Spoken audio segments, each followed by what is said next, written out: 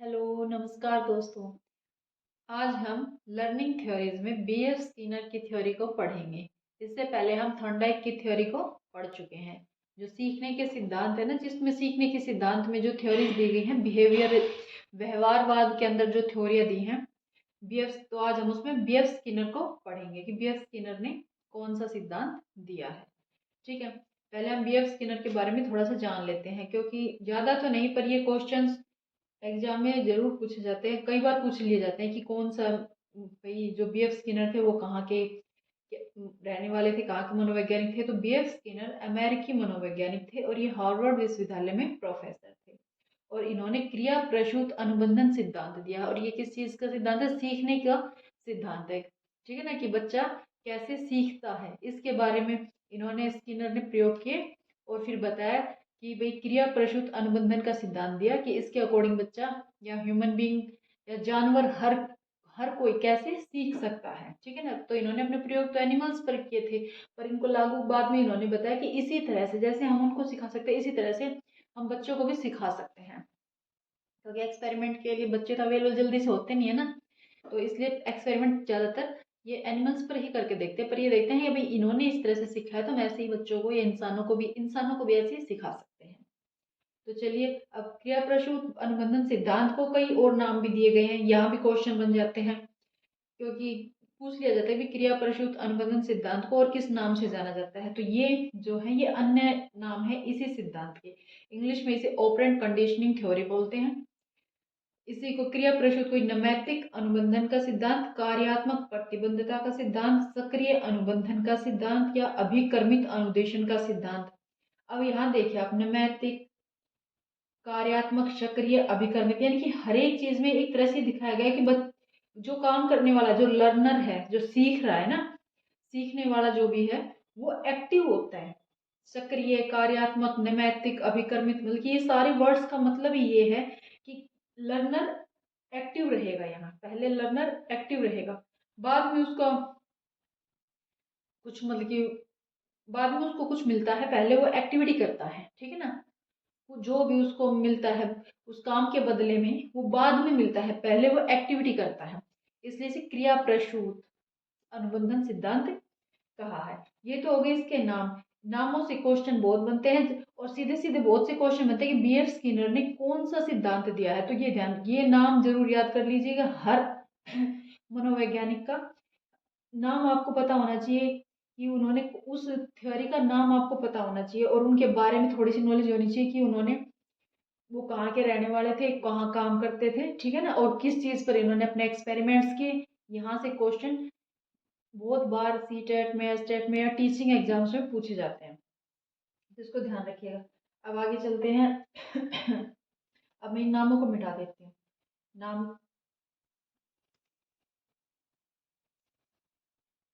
अब जो है ना बीएफ स्किनर का जो ये सिद्धांत है, इस सिद्धांत में इन्होंने रिस्पॉन्स पर जोर दिया। जैसे कि क्रिया, तो इन्होंने रिस्पॉन्स पर यानी कि अनुक्रिया पर जोर दिया है। अनुक्रिया पर बीएफ स्किनर ने किस पर जोर दिया? अनुक्रिया पर बल दिया है कि जो बच्चा जो है पहले वो अनुक्रिया करेगा, उसको बाद में उसका वो स्टिमुलस मिलेगा। ठीक है ना, उद्दीपक उसे बाद में मिलता है, पहले वो अनुक्रिया करता है। तो बीएफ स्किनर ने रिस्पॉन्स पर जोर दिया है कि अनुक्रिया पर बल दिया है। पहले इसको समझने से पहले हम इसके जो इन्होंने प्रयोग किए ना उन एनिमल्स के बारे में, इनके प्रयोगों को समझ लेते हैं। प्रयोग को समझने के बाद हम फिर इनकी जो थ्योरी है उसको अच्छे से समझ पाएंगे। तो पहले हम इनके प्रयोग को समझ लेते हैं। अब बीएफ स्किनर जो थे, इन्होंने दो प्रयोग किए। पहला चूहे पर किया। ठीक है ना, पहला चूहे पर। और ये ध्यान रखिएगा चूहा कैसा था? सफेद। भाई नहीं पता एग्जामिनर किस माइंड में बैठा और कैसे क्वेश्चन बना दे, तो ये ध्यान रखिएगा। पहला प्रयोग चूहे पर किया, पहले नंबर का, और चूहे का रंग था सफेद। ठीक है ना, और 1938 में इन्होंने अपना चूहे पर प्रयोग किया। अब यहाँ साथ साथ दूसरा प्रयोग बता दी, दूसरा इन्होंने कबूतर पर किया। और अब ये कबूतर भी सफेद ही रंग का था। ठीक है, कबूतर भी सफेद था और इस पर इन्होंने 1943 में प्रयोग किया था। और इन्होंने इनको प्रयोग किया ना, तब एक बॉक्स का यूज किया था। ठीक है ना, एक बॉक्स, एक पेटी, जिसके अंदर इन्होंने इन एनिमल्स को रखा था। तो उस पेटी का नाम था स्किनर बॉक्स। उसको स्किनर बॉक्स का नाम दिया गया। ठीक है ना, जो इनके स्टूडेंट्स थे या जो इनके सहपाठी थे, उन्होंने उस बॉक्स को स्किनर बॉक्स का नाम दिया। ठीक है। अब अब हम यहाँ इनके प्रयोगों को समझ लेते हैं। इन्होंने जब चूहे पर प्रयोग किया तो इन्होंने क्या किया, अब मान के चलिए जैसे कि ये इन्होंने बॉक्स लिया, एक पजल बॉक्स एक तरह से, इसमें चूहा है, यहाँ ये चूहा बैठा है, भाई मैं तो चूहा बनाना ऐसे आता है, ये चूहा है मान लीजिए, और यहाँ चूहे को यहाँ चूहे, ये लीवर है, 2 लीवर लगे हुए हैं, और ये एक बर्तन है, छोटा सा स्पेस है जहाँ जब ये चूहा उछल कूद करता है इस पेटी के अंदर, इस बॉक्स के अंदर जब चूहा उछल कूद करता है, चूहा है उसको भूख लगी है, अब वो इसके अंदर इससे बाहर निकलने की कोशिश करेगा। जब चूहा उछल कूद करेगा तो गलती से उसका पैर इन दोनों लीवर में से किसी एक लीवर पर लगेगा। अगर उसका इस लीवर पर पैर लगता है और लीवर दब जाता है तो क्या होता है, एक आवाज होती है, और आवाज के साथ एक अनाज का दाना यहाँ इसमें खाने का सामान इसका चूहे का इस बॉक्स में, इस मतलब की जो स्पेस था ना इसका, अरे भाई चल नहीं रहा, जो एक छोटा सा कटोरा था बर्तन का, बर्तन था, उसके अंदर वो खाना आ जाता है, तो चूहा क्या करता है, उसे खा लेता है। तो चूहे को क्या मिला भाई, अनुक्रिया तो उसने पहले की, बाद में उसको रीइंफोर्समेंट मिला, ठीक है ना, उद्दीपक बाद में मिला ना भाई। पहले चूहे ने क्या किया, अनुक्रिया, उसको ये नहीं पता था कि मैं कुछ यहाँ हिलू डुलूंगा, इसके अंदर कोई एक्टिविटी करूंगा, ये लीवर दबेगा तो यहाँ कुछ खाना आएगा, इसे कुछ नहीं पता था ऐसा चूहे को। चूहे ने पहले एक्टिविटी की है, उसके बाद उसे कुछ मिला है, यानी कि पहले चूहे ने अनुक्रिया की, रिस्पॉन्स किया, पहले क्या किया, रिस्पॉन्स, इसमें पहले क्या होगा, रिस्पॉन्स होगा, और बाद में अनु वो उद्दीपक, बाद में उसको उद्दीपक मिलेगा, स्टिमुलस, या रिस्पॉन्स को बोल देंगे अनुक्रिया। तो पहले चूहे ने क्या की, अनुक्रिया, फर्स्ट नंबर पे अनुक्रिया की, बाद में उसे क्या मिला, उद्दीपक मिला, ठीक है ना। तो इसलिए इस थ्योरी को क्या कहते हैं, आरएस थ्योरी भी कहते हैं, ठीक है ना, आरएस थ्योरी, आरएस सिद्धांत। वो क्यों कहते हैं कि पहले एक्टिविटी होती, हमने जो थॉर्नडाइक की थ्योरी पढ़ी थी उसमें क्या था कि बिल्ली को भी ऐसे पजल बॉक्स में डाला था, पर बिल्ली के सामने मछली रख दी गई थी, तो बिल्ली क्या करती थी, पहले बिल्ली को मतलब कि बिल्ली को ये पता चल गया कि तू बाहर निकलेगी तो तुझे मछली खाने को मिलेगी, तो इसलिए वो उछल कूद मचा के सारी एक्टिविटीज कर रही थी बाहर निकलने के लिए। पर चूहे को यहाँ कुछ नहीं पता था, चूहा अंदर था, चूहा उछल कूद कर रहा था, उसे नहीं पता था कि तू इतनी उछल कूद करेगा तेरा पैर लीवर पे लगेगा तुझे खाने को मिल जाएगा। तो चूहे ने पहले क्या किया, यहाँ रिस्पॉन्स किया, यहाँ पहले चूहे ने एक्टिविटी की, क्रिया की, तब उसे बाद में उद्दीपक मिला, ठीक है ना। और फिर क्या किया चूहे ने, ऐसा एक बार हुआ, फिर चूहे ने दोबारा, थोड़ी देर चूहे ने देखा भाई ऐसे किसी लीवर पे पैर दबा और मुझे खाना मिल गया, अब चूहे ने फिर एक्टिविटी की, अब चूहे का गलती से दूसरे वाले लीवर पर पैर लग जाता है, जैसे ये दूसरा लीवर दब जाता है चूहे से, चूहे की एक्टिविटीज से, तो क्या होता है, जो यहाँ पर ये छोटे छोटे तार लगे हुए थे इनमें करंट आ जाता है और चूहे को हल्का सा माइनर सा करंट लगता है। तो अब चूहे को ये पता चल गया भाई, इसको दबाऊं, इस पर अगर पैर दबेगा, मैं मतलब कि इस लीवर को दबाऊंगा तो करंट लगेगा, और इस लीवर को दबाऊंगा तो मुझे खाना मिलेगा। तो अब चूहा क्या करता, धीरे धीरे, चूहे नहीं बार बार वही चीज कर रहा है, तो बार बार प्रैक्टिस करने से चूहे को ये पता चल गया कि अब मुझे ये ही लीवर दबाना है ताकि मुझे खाना मिले, ठीक है ना। तो यहाँ जो स्किनर है, स्किनर यही कहना चाहते हैं कि बच्चे को अब यहाँ स्किनर ने से री इन्फोर्समेंट का नाम दिया है, री इन्फोर्समेंट, ठीक है ना, कि बच्चा ये बताया है कि रीइंफोर्समेंट का नाम दिया है यहाँ स्किनर ने से। रीइंफोर्समेंट मिलने पर क्या होगा, पुनर्बलन, पुनर्बलन, पुनर्बलन मिलने पर क्या होगा कि वो चूहा बार बार उस लीवर को दबा रहा है ना, बार बार एक्टिविटी कर रहा है तो बार बार उस लीवर को दबा रहा है, तभी तो उसे खाने को मिल रहा है। तो उसी चीज को स्किनर ने बताया कि इसी को हम अपनी लाइफ में बच्चों पर, इंसानों पर भी यूज कर सकते हैं। अगर बच्चे को शुरुआत में हम पढ़ाते हैं तो उसको पुनर्बलन मिलता रहेगा धीरे, टाइम टू टाइम, कोई काम करने पर उसने अच्छा काम किया है तो उसकी एक्टिविटीज पर उसे पुनर्बलन दिया जाए तो क्या करेगा, वो उस काम को बार बार करेगा, ठीक है ना। तो ये ही बताने की कोशिश की है यहाँ स्किनर ने। तो स्किनर की थ्योरी आप समझिए, स्किनर की थ्योरी में रिस्पॉन्स और स्टिमुलस, पहले रिस्पॉन्स पर जोर दिया गया है, स्टिमुलस को बाद में रखा गया है। थॉर्नडाइक की थ्योरी में पहले स्टिमुलस को रखा गया था, बाद में रिस्पॉन्स को। तो इस चीज को आप ध्यान से समझ लीजिए, क्वेश्चंस यहीं से बनते हैं, इनका डिफरेंस आपको पता चल गया इन थ्योरीज का, तो आप कभी भी इन क्वेश्चंस में, मतलब एग्जाम में जब ये क्वेश्चंस आएंगे तो आप कभी नहीं अटकेंगे। तो पहले जो स्किनर है वो रिस्पॉन्स पर जोर देते हैं। इस बात को समझ लीजिए कि पहले वो क्या कहते हैं कि पहले बच्चा एक्टिविटी करेगा, उसको बाद में उसका रिजल्ट मिलेगा। ठीक है ना। ऐसा जैसे आप मान के चलिए कि जैसे अब आप जॉब के लिए तैयारी कर रहे हैं, तो पहले आपको जॉब मिल जाए फिर कहे कि भाई हाँ अब ये एग्जाम क्रैक करो, ऐसा नहीं होता ना। तो ये जो स्किनर की थ्योरी ये ऐसे ही लागू होगी हमारे ऊपर भी। पहले हम क्या करेंगे, तैयारी करते रहेंगे, फिर अब हमें कंफर्म थोड़ी कि हमें यही जॉब मिले, पता नहीं कौन सी जॉब मिल जाए, पर हम अपनी प्रिपरेशन कर रहे हैं ना। प्रिपरेशन करने के बाद हम बहुत से एग्जाम देंगे जॉब के लिए, और पता नहीं कौन से एग्जाम हमारा क्लियर हो जाए, उसके बाद हमें जॉब मिले। तो वही बात स्किनर बोल रहे हैं कि रिस्पॉन्स करने पर उसको स्टिमुलस मिलेगा। ठीक है। तो ये ध्यान रखिएगा, स्किनर ने पहले अनुक्रिया पर बाद में उद्दीपक पर। जो स्किनर की थ्योरी है उसको आरएस थ्योरी भी कहते हैं। आरएस थ्योरी, अनुक्रिया उद्दीपक सिद्धांत। ठीक है। चलिए अब आगे चलते हैं थोड़ा सा। यहाँ तक तो आपको समझ में आ गया, उन्होंने चूहे पर किया, कबूतर पर किया। ठीक है ना। अब जब इन्होंने ये एक्सपेरिमेंट किया स्किनर ने, तो इसका क्या निष्कर्ष निकला था? इसका निष्कर्ष यही निकला था कि पहले क्या होगी, अनुक्रिया होगी, बाद में उद्दीपक मिलेगा, यानी कि बाद में उसको रीइंफोर्समेंट मिलेगा। अब रीइंफोर्समेंट हम इतना पढ़ रहे हैं, रीइंफोर्समेंट, तो ये पहले हम इसी को समझ लेते हैं। रीइंफोर्समेंट स्किनर के अकॉर्डिंग दो तरह का रीइंफोर्समेंट होता है। ठीक है ना, जिसको क्या कहा गया, पुनर्बलन। ठीक है ना।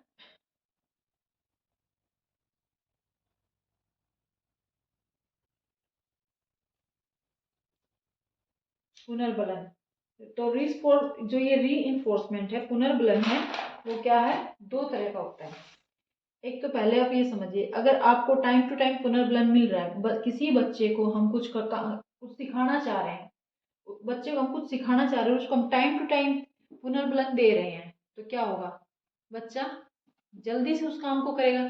ठीक है ना। अब पहले आप समझिए, पुनर्बलन के दो प्रकार होते हैं। एक तो हो जाएगा सकारात्मक, सकारात्मक पुनर्बलन, ठीक है ना, पॉजिटिव। और एक हो जाएगा नकारात्मक।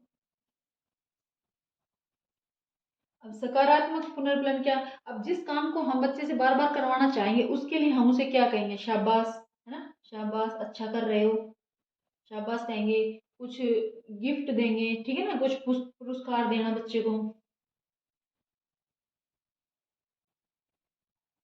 और जिस काम को हम नहीं करवाना चाह रहे हैं, उसको नकारात्मक, उसके लिए जो हम उसको डांट लगाएंगे, डांट दिया, थप्पड़ मार दी, चाटा लगा देते हैं, चाटा लगाना या डांटना, धमकाना, ये क्या हो जाएगा, हम जिस काम को हम नहीं करवाना चाह रहे हैं, उसके लिए हम उसको नकारात्मक रीइंफोर्समेंट देंगे, नेगेटिव रीइंफोर्समेंट देंगे, यानी कि नकारात्मक पुनर्बलन देंगे। तो हम उसको डांट देंगे, चाटा लगा देंगे, उसको कुछ ऐसी पनिशमेंट देंगे ताकि वो उस काम को बार बार ना करे। जैसे कि स्किनर ने अपने प्रयोग में चूहे को, जैसे दो लीवर थे, एक लीवर को दबाने पर उसको करंट लग रहा था, तो इससे उसको वो क्या था, उसके लिए नकारात्मक पुनर्बलन था। यानी क्या, उसको समझ में आया कि तेरे को करंट लगेगा, तो उसको शरीर में भी दर्द होगा, तब वो क्या करेगा, उस लीवर को नहीं दबाएगा। अब सकारात्मक में उसको बार, जब दूसरी वाले लीवर को दबा रहा था, उसे खाने का चीजें मिल रही थी, तो वो उसके लिए सकारात्मक पुनर्बलन था, तो वो बार बार उस लीवर को दबाने लग गया, तो उसको खाना मिल रहा है। तो इसी तरह से सकारात्मक और नकारात्मक पुनर्बलन में ये डिफरेंस है। सकारात्मक में बच्चे से जो काम हम करवाना चाहते हैं, बच्चे ने एक एग्जाम्पल की क्लास में टेस्ट लिया, अच्छे मार्क्स स्कोर किए उसने, तो क्या करेगा, टीचर उसको शाबाशी देगा, क्लास में खड़ा होकर सबसे बच्चों से क्लैपिंग करवाए, भी बच्चे ने बड़ा अच्छा काम किया है, या उसको टॉफी चॉकलेट दे दे, उसकी तारीफ करे, तो क्या होगा, वो सकारात्मक पुनर्बलन। तो बच्चा सोचेगा भी नेक्स्ट जो टेस्ट होगा या एग्जाम होगा, उसमें मैं ऐसा ही, इससे भी अच्छा करूंगा और अच्छी तैयारी करूंगा। ठीक है ना। और नकारात्मक में बच्चे को डांट दिया, भी तेरे नंबर बहुत कम आए, कल से पढ़ के आना, होमवर्क कंप्लीट होना चाहिए, या चाटा लगा दिया, या बच्चे को दो बातें सुना दी, क्लास में उसको थोड़ा सा बुरा लगा कि हाँ सब बच्चों के सामने मेरी बेइज्जती हो गई, तो वो क्या करेगा, फिर नेक्स्ट डे वो अपना काम करके आएगा, थोड़ी कोशिश करेगा पढ़ने की, भाई मुझे अच्छे नंबर मिले, मुझे डांट ना खानी पड़े। तो नकारात्मक पुनर्बलन वो होता है जिसमें हम उस काम को ना करने के लिए, ठीक है ना करने के लिए कहें, ना करने के लिए। और सकारात्मक पुनर्बलन वो होता है जिसमें बार बार करने के लिए कहें। सकारात्मक पुनर्बलन का मतलब होता है कि वो काम बच्चा बार बार करे और अच्छा करे, और नकारात्मक पुनर्बलन में बच्चा वो काम ना करे। अब जैसे आपने एग्जाम दिया, बच्चा है, बच्चे ने जैसे 10th का एग्जाम क्लियर कर लिया, तो पेरेंट्स ने क्या किया, मम्मी पापा ने उसे फोन दे दिया, ठीक है ना, उसको फोन ला दिया। ये तो हो गया पॉजिटिव में, सॉरी, पॉजिटिव रीइंफोर्समेंट। अब बच्चे ने 10th का एग्जाम दिया, पेरेंट्स ने उसको फोन ला दिया। अब बच्चे ने सोच, अब अगर वो पॉजिटिव में लेता है तो वो क्या करेगा, वो सोचेगा भी अब और अच्छे से तैयारी करूंगा, 12th का एग्जाम अच्छे से क्लियर कर दूंगा तो मम्मी पापा मुझे बाइक ला देंगे, है ना। और नेगेटिव में क्या हो जाएगा, नेगेटिव रीइंफोर्समेंट में पेरेंट्स ने फोन ला दिया, मोबाइल फोन। अब बच्चा क्या कर रहा है, 10th में तो उसने 90% मार्क्स ले लिए, और 11th में और 12th में, 11th के एग्जाम दिए, 11th में उसको 50% मार्क्स आए। तो पेरेंट्स ने क्या किया, फोन को छीन लिया, फोन छीन लिया कि भाई नहीं, अब तू पढ़ और जब अच्छे मार्क्स लेगा तो तुझे फोन मिलेगा। तो नेगेटिव में क्या हुआ, हम उस काम को रोकने के लिए हमने फोन छीन लिया, फोन तो मिल गया पर वो अब पढ़ता नहीं है, गेमिंग में लगा हुआ है या इधर उधर लगा हुआ है, बस फोन में टाइम पास कर रहा है अपना, पढ़ाई उसने छोड़ दी। अगर हमने जब उसे पॉजिटिव रीइंफोर्समेंट दिया तो हमने उसको फोन तो दिया कि हाँ तू अच्छे से और आगे पढ़, बच्चा उसको अच्छे से पढ़ेगा, बल्कि और क्लासेस, अगली क्लास के लिए और अच्छी तैयारी करे कि हाँ मुझे फोन के बाद बाइक मिल जाएगी, तुम अच्छे से प्रिपरेशन करो अपने एग्जाम की, ये पढ़ाई अच्छे से करो, तब तो यहाँ हो जाएगा पॉजिटिव इन्फोर्समेंट। पर जब बच्चा अगर फोन मिल गया और उसने पढ़ना ही छोड़ दिया तो फिर क्या करेंगे, फोन छीनना पड़ेगा, डांटना भी पड़ेगा, तो वो हो जाएगा नेगेटिव रीइंफोर्समेंट। ठीक है। चलिए, ये तो रीइंफोर्समेंट के टाइप थे, नेगेटिव और पॉजिटिव। अब आगे थोड़ा सा इनकी थ्योरी में बस मेनली जो है ना, रीइंफोर्समेंट पर किसने ज्यादा बल दिया है, तो स्कीनर ने। ठीक है ना, जो थॉर्नडाइक थे उन्होंने तो बल दिया था स्टिमुलस पर, उद्दीपक पर। ठीक है ना, उन्होंने कहा था कि बच्चे को पुरस्कार या दंड दें, उन्होंने, पर स्कीनर ने रीइंफोर्समेंट को यूज किया है, रीइंफोर्समेंट को। अब एक बात और, ये जो स्कीनर है ये व्यवहारवादी थे, व्यवहारवादी। ठीक है ना, ये व्यवहारवादी थे, मतलब कि स्कीनर, पेवलोव, वॉटसन और थॉर्नडाइक। ठीक है ना, व्यवहारवादी कौन थे, स्कीनर। अब स्कीनर को पढ़ रहे हैं तो स्कीनर का पहले लिख दिया, थॉर्नडाइक, वॉटसन और पेवलोव। ठीक है ना, इन्होंने क्या है, व्यवहारवाद के इस थ्योरी, व्यवहारवादी सिद्धांत के समर्थक थे ये। ठीक है ना, व्यवहारवादी सिद्धांत समर्थक, ये जो है सब व्यवहारवादी समर्थक थे। ठीक है ना, कौन, स्किनर, थॉर्नडाइक, वॉटसन, पेवलोव। और जो व्यवहारवाद की जन्मदाता है ना,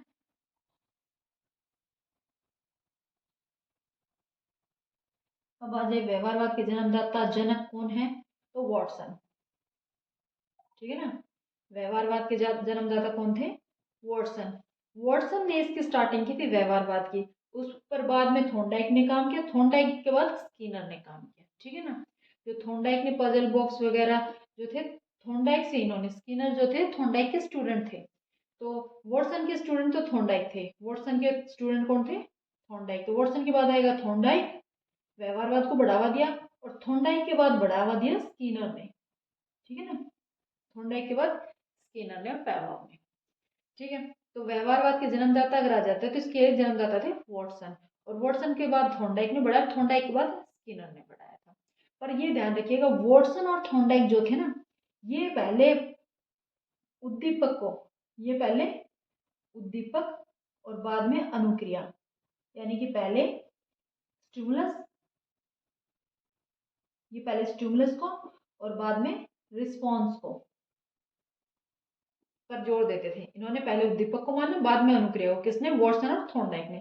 बट स्किनर का उल्टा था, स्किनर ने आरएस, रिस्पॉन्ड और स्टिमुलस, स्किनर ने क्या कहा, पहले रिस्पॉन्ड होगा, रिस्पॉन्स होगा, फिर स्टिमुलस होगा। तो स्किनर ने आरएस थ्योरी दी है, ये ध्यान रखिएगा, स्किनर ने आरएस थ्योरी दी है और वॉटसन ने और थॉर्नडाइक ने एसआर थ्योरी दी है, इनकी एसआर थ्योरी। ये डिफरेंस आप अच्छे से समझ लीजिएगा, यहाँ से क्वेश्चन मोस्टली बनता है कि पहले जो थॉर्नडाइक और वॉटसन थे, व्यवहारवाद के जन्मदाता तो वॉटसन थे, वॉटसन के स्टूडेंट थे थॉर्नडाइक, वॉटसन के बाद थॉर्नडाइक ने इसे आगे बढ़ाया, थॉर्नडाइक के बाद स्किनर ने, और ये व्यवहारवादी सिद्धांत के समर्थक थे, बल्कि इन्होंने जो सिद्धांत दिए व्यवहारवाद के सिद्धांत दिए थे। ये सोचते थे कि बिहेवियर में चेंज आ रहा है सीखने से, बिहेवियर, वो व्यवहार को ज़्यादा तवज्जो दे रहे थे। तो उद्दीपक का मतलब स्टिमुलस और अनुक्रिया रिस्पॉन्स। स्किनर ने कहा है कि पहले रिस्पॉन्स बाद में स्टिमुलस मिलेगा, ये कहा है स्किनर ने। और वॉटसन और थॉर्नडाइक और पेवलोव, पेवलोव भी इन्हीं में शामिल हो जाते हैं। वॉटसन, थॉर्नडाइक और पेवलोव ने क्या कहा, पहले स्टिमुलस होगा बाद में रिस्पॉन्स मिलेगा, पहले उद्दीपक बाद में अनुक्रिया होगी। तो ये आप समझ लीजिएगा अच्छे से, यहाँ से क्वेश्चंस बहुत बार बनते हैं। ठीक है, तो ये हो गई आपकी बीएफ स्किनर की थ्योरी। इसमें मेरे हिसाब से आगे कुछ खास नहीं बचता है। ठीक है भाई, ओके।